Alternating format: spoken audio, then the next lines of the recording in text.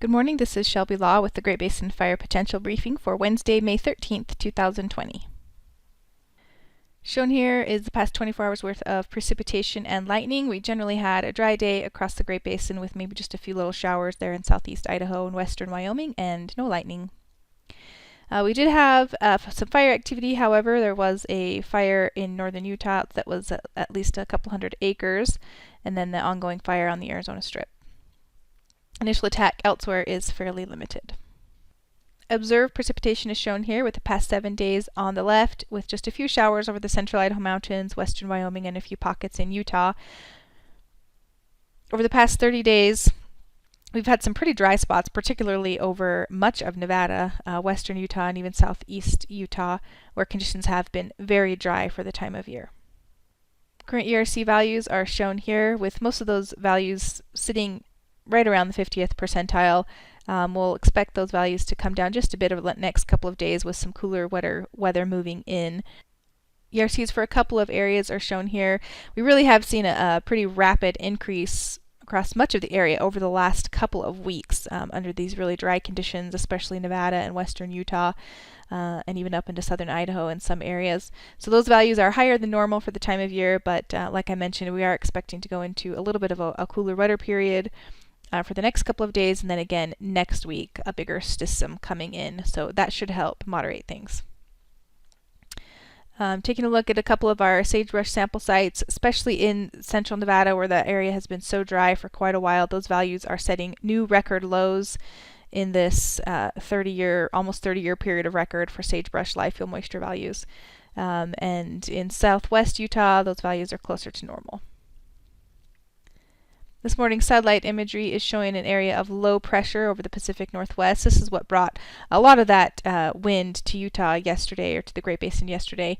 We'll see much of those winds die down today, with some cooler air moving in, and then bringing some showers into the north for mainly Thursday and Friday. So for this afternoon, looking at that cooler westerly flow to bring in some moisture, mainly to the northern third of the area, and should expect to see some showers across the higher elevations of Idaho and western Wyoming for today.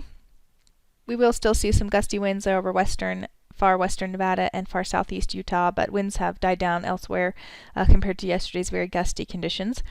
And for this afternoon, looking at the higher relative humidities across the north, and still fairly low relative humidities across Nevada and southeast Utah.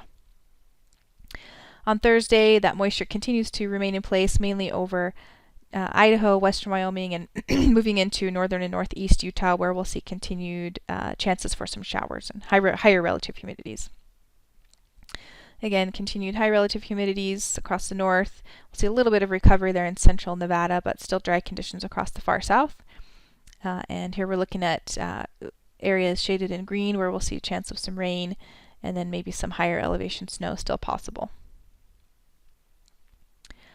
On Friday, the air mass dries out a bit, and we'll see a return to sunny skies and still some mild temperatures. Relative humidities beginning to decrease once again with the drier air moving in.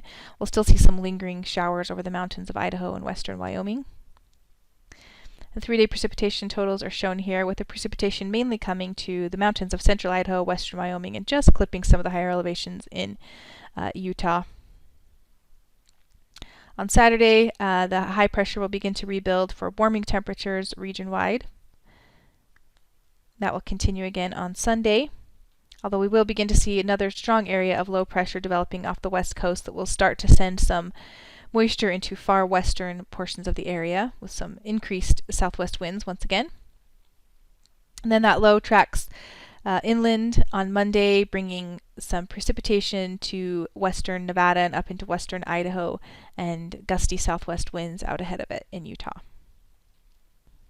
The main trough looks to continue to track through the Great Basin on Tuesday. This is a pretty good spring storm that we're looking at for next week, something we haven't seen for quite some time into the Great Basin, so cooler temperatures and a few days of some shower activity into the Great Basin. That will continue through midweek. So the precip totals are shown here for the next 7 days. This doesn't really get us into midweek next week where we'll see that moisture track across Utah, but we do expect to see some better precip trends there in Utah if that low moves through as advertised. But still looking for some good precip to the central Idaho mountains and even northern and central Nevada, where conditions have been so dry for quite some time. The extended forecast for May 20th through the 26th is calling for below normal temperatures and a chance for continued above normal precip there in Idaho and Nevada, slightly drier in southeast Utah.